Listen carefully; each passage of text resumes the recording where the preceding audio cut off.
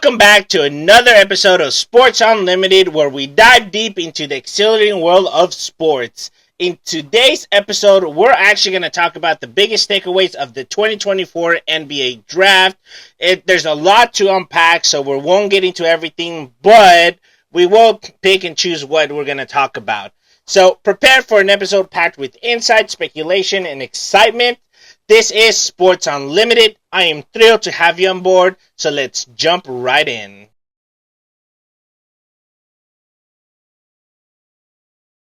Thank you, Panda. So, starting off for the NBA Draft, like you saw, we are going to be talking about the NBA Draft and the takeaways. I'm going to start with my favorite pick.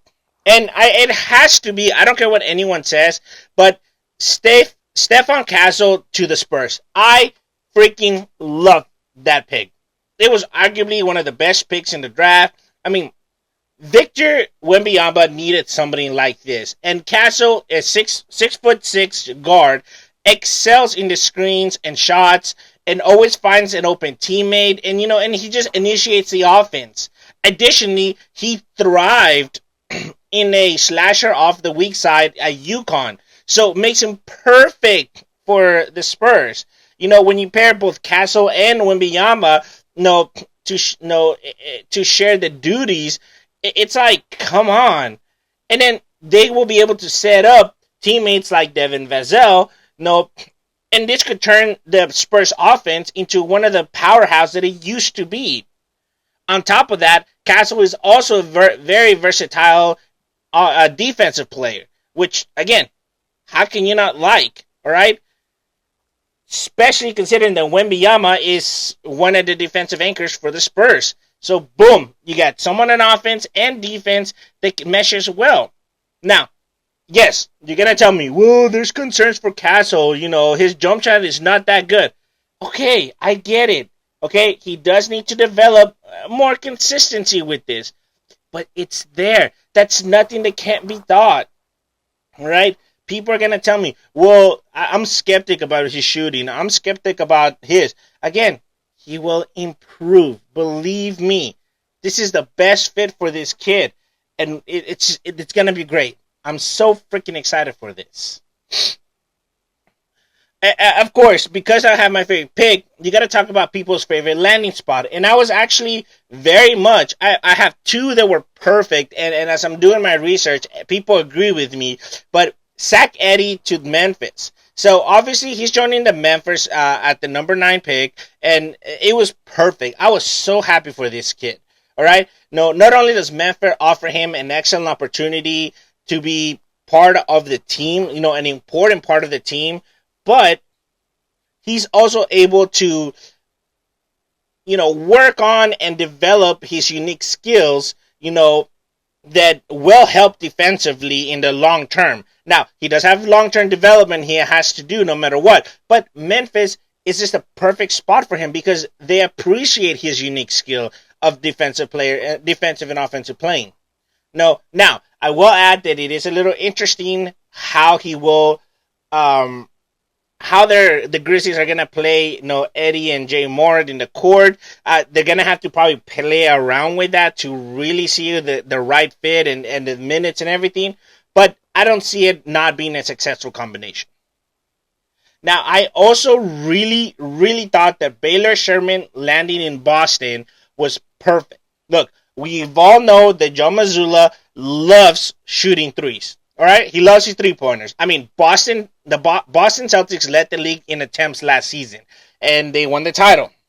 So, wouldn't it make sense to get a kid that does the same thing? I mean, he attempted 13.3 threes per 100 possession and hit 38.1% last season on them. Come on. Okay? I'm going to butcher his name. Sherman it was just the best fit and the correct decision, okay? No, he thrives past the defenders. He drives past the defenders, I'm sorry. He's quick to make the decision when need be, and he's only 23 years old. All right? So he can contribute almost immediately to the Boston Celtics two-peat, here. And of course, now, a lot of teams were interested in him, but when he fell to Boston, it just made more sense. It just made some perfect freaking sense. Now, there's also a best value pick. This was a lot harder because I wanted to put a lot of people here because there were some really, really good value picks here.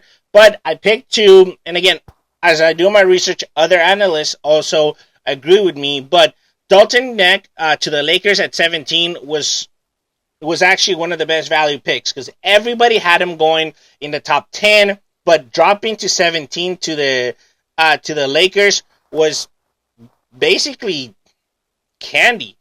That's like a first round talent falling in the 4th round. Okay, so and a lot of people said that he was actually going to go to the Hornets at 6, but the Hornets opted for size and potential instead, which fine, it happens. Now, there were concerns of his age and defensive contribution to his slide, but landing to the Lakers, I think it's going to be a perfect fit here too. He has a tough. He makes the shots that you needed. He's a shot maker. He has the skills to become an elite shooter, and he's 6'6". All right. Now, his ability to space the floor perfectly complements that of LeBron James, but we still kind of have to see how that's going to play out. I also like Devin Carter to the Kings. So, this was a steal at number 13 for the Kings, okay? He was highly ranked in many people's boards. I think I saw some going as high as number 3, others going as high as number 7. No, I don't think, maybe 1 or 2 I saw going past top 10, but I didn't see him going past top 10 from anyone. All right? Now, the Kings did come out ahead when they, when they went back and got for him. Especially especially at number 11 when the Chicago Bulls took Matas Buzelis. All right, so it was so smart for the Kings. Now, Carter has the potential to exceed expectations, here, and it's gonna be interesting to see how the Knicks use him with the Aaron Fox and Malik Monk in their rotation. But based on what I'm understanding of this kid, because I did not watch him play in college, I think that the meshing is going to be easier than we think. And that's the important part. Now, of course, you got to talk about the surprising picks. And people will say, well, Bronny to the Lakers was surprising. No, it wasn't. All right? It wasn't. Let's just be serious. We all knew it was going to happen. No. Now, what was surprising is seeing Kel'el Ware to Miami. Okay? Number one, everyone will agree there were potentially better fits when he got picked. But this could turn out in we didn't see it coming, but that's a steal, if Miami can address his issues. All right?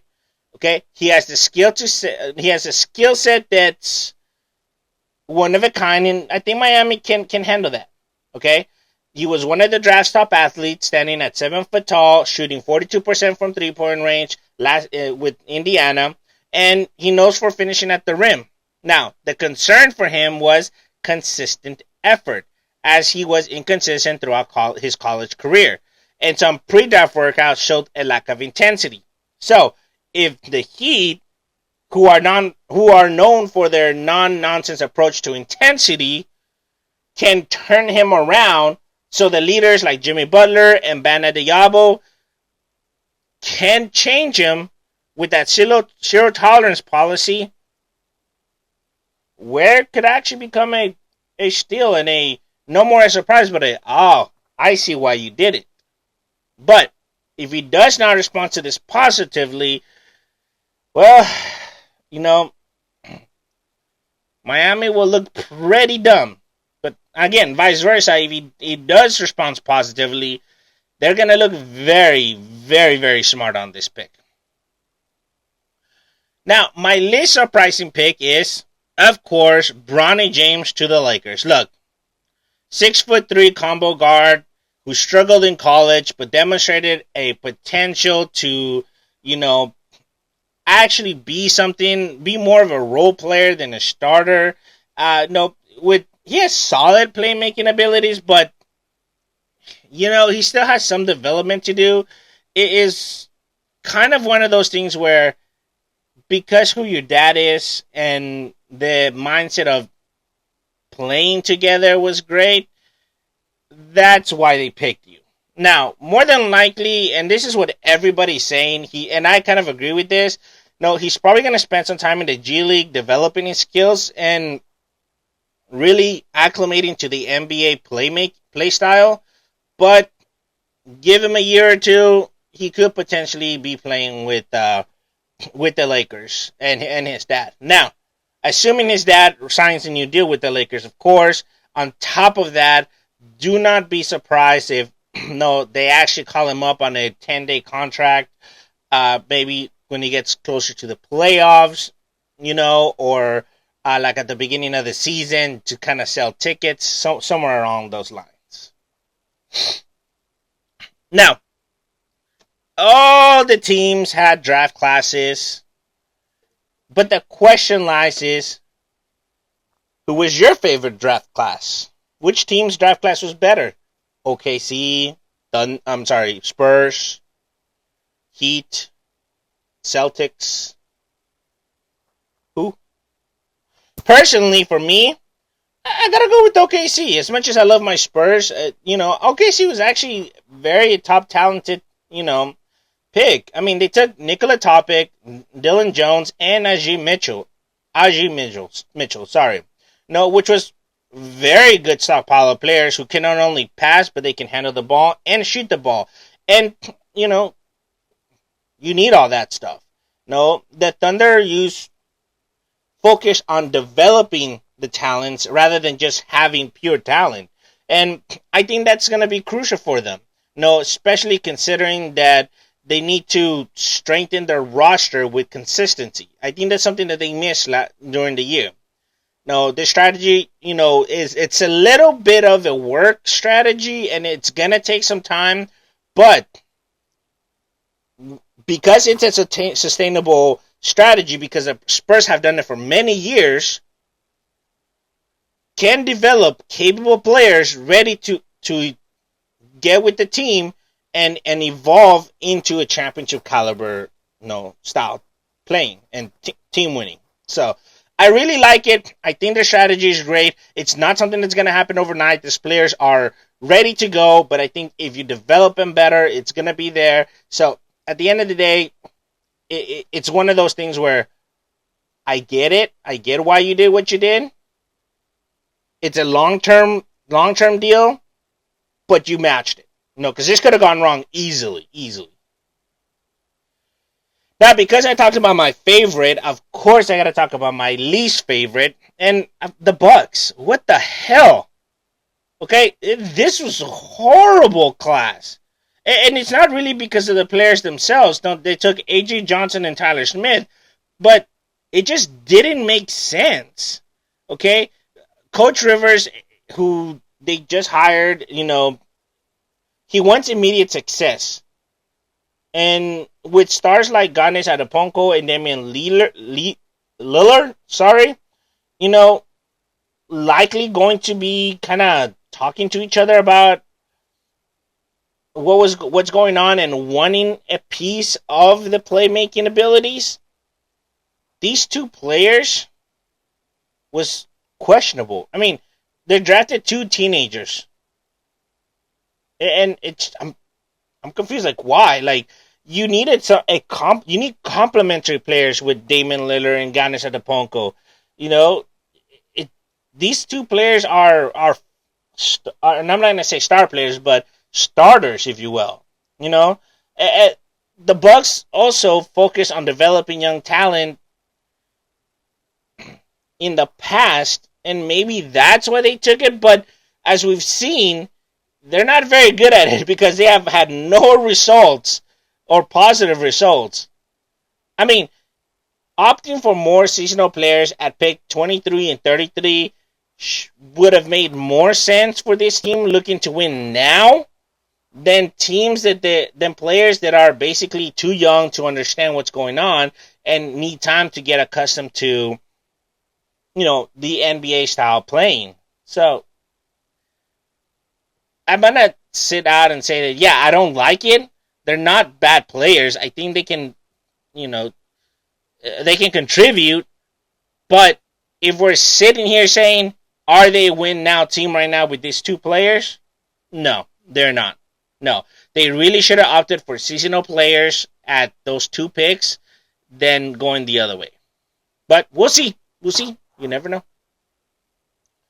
Now, there were a lot of trades going on. And, I will say that I'm going to talk about my favorite and least favorite trade. So, right away, I didn't see any. A lot of people said that the trade from the Spurs to the Wolves was a bad trade because the Spurs are gonna regret trading Dillingham. But I disagree. I don't think any of the trades were in themselves bad. Like, they made sense. Like, okay, I get why you wanted that player for that player, or no, those picks for that thing. It made sense. So, what's the word? Just out there, I didn't see any bad picks. Okay, any bad trades. But I will add that my favorite trade was, again, Spurs trading Dillingham to the Wolves. So, when they traded him for a 2031 first round pick and a 2030 top 1 protected pick swap. So, you're getting a lot of shit out for this kid. Now, I did find out that it is uncommon to see a team trade into the lottery solely with future picks. So that's something I didn't know. I thought it was common, but I guess not. And it's equally rare for two teams to embrace the risk and rewards of such a deal simultaneously. But really, in reality, the Wolves are kind of in a win now mentality. The Spurs are like, hey, we had our time to win. We need to develop some things before we do that. And I think that's why they took the risk. If this was maybe 10 years ago, okay, maybe they don't take that risk. But now it's really the way you need to be with the Spurs. Now, I did see a lot of people that this was a gamble by the Timberwolves and a short-term move for the Spurs. But they kind of noticed that they needed to look at Dillingham and find him a suitable environment for his success. Because obviously he wasn't succeeding with the Spurs. And the Wolves, I think, is going to be a good place for him. Okay? But also, the Spurs positioned themselves for future trades with the acquired picks, which is great. Like, you can get, for all we know, is that by the time that happens, the Timberwolves may suck and they may have the number 1 pick, and now the Spurs have it, or something of that sort. So it does give you leverage for the future of what you want to do. All right. Now, at the moment of the trade, a lot of people were saying that of its uncertainty, and could this come out on top in the deal in 5 years from now? But I thought it was a good deal. I liked it. The Spurs are taking chances that they wouldn't have in the past, and, kind of saying, hey, this is a new era. Fuck it, let's do it. And I like the Timberwolves gamble. They want to win now, and they got pretty far in the playoffs this year. They have a good nucleus, in my opinion. So why not? Why not? So this is my favorite trade. I like seeing things like this. Of course, you have to talk about the undrafted players as much as the drafted players. And my most interesting undrafted player is Isaac Jones. So the big man from Washington State really just took off and jumped into our hearts before we saw it. He was one of the top undrafted players, and now he has a 2-way contract with the Kings. I'm honestly excited to see how the Kings use him as well. I think he's going to be a great bench player for them, but do not be surprised if he goes from the bench to the starting role within some time. He does need to develop. There is something there, but it's positive, and that's what you want. So I really like Isaac Jones there. But of course, my top takeaway from the draft in this year's NBA draft truly showcased a stark contrast between its lottery picks, dominated by exceptionally young prospects, and the later first round, where teams opted for older, more NBA ready players. All right? In other words, the lottery picks were more of, hey, you're young, we can develop you, and, we like you, to the later first round picks are more of, okay, you're a G League player, you've played in Europe, you understand the fast pace of NBA professional playing, and that's what we need right now. Now, the drop of several one and done prospects like Tyler Smith and Johnny Furby suggested a potential need for draft flexibility, which allows players to reconsider their decision after the first day. In other words, if you're a one and done and you don't get drafted in the first day like you were expected to, or don't get drafted at all, you should be able to go back to college and play some more, or go play somewhere else. I also feel like this draft underscored its unpredictability within from the beginning to the end.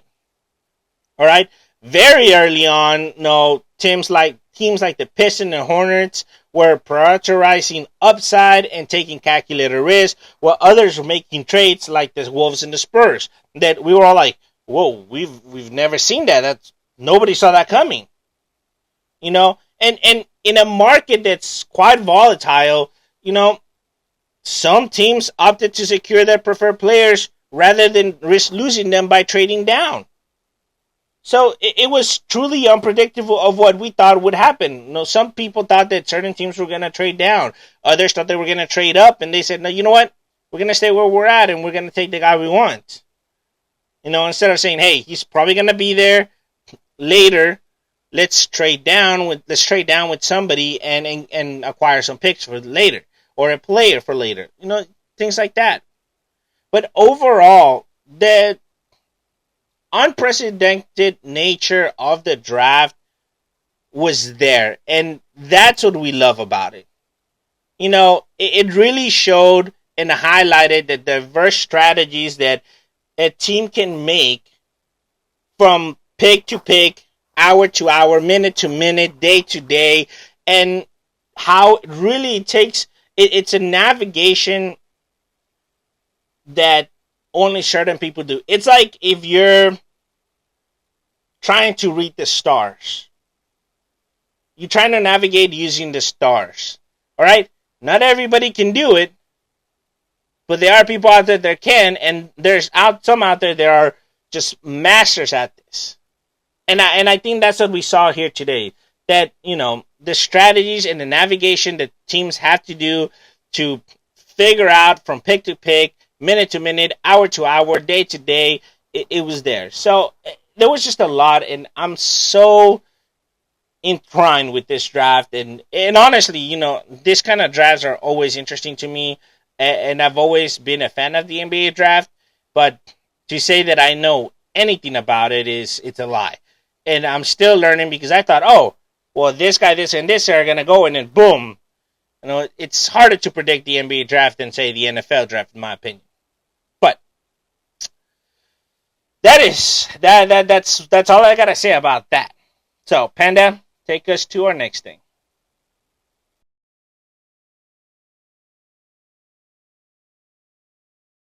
Well, that is all the time we have for today. I hope you enjoyed my takeaways from the 2024 NBA draft. We talked about a lot of things. The unpredictability of the unpredictable nature of the NBA draft, and what it can and can't be, and can and can't do. We talked about some of the great things that teams did, or honestly, I can't wait to see Isaac Jones with the Kings, or see how the trade between the Spurs and the Wolves ends up in 5 years. It also made us question the Bucks, like teams like the Bucks that are like Why? You know, you want to win now, but yet you get developing players that you not doing a very good job developing. And then you got teams like OKC that you're like, yeah, you're heading in the right direction. You're getting it. You're starting to get it. And then, of course, we all felt hot and nice and lovable when Bronny James got drafted by the Lakers with his father, right next to his dad. We were just like, okay, we saw that coming. Come on. Yeah. But thank you for joining us in this journey of speculation, analysis, and excitement. If you enjoyed today's episode, as always, guys, please subscribe, rate, and leave a review. Your feedback is invaluable as we continue to bring you the latest and greatest in sports. As always, guys, this is Hershey signing off from Sports Unlimited. Until next time, sports fans, stay passionate and see you next time.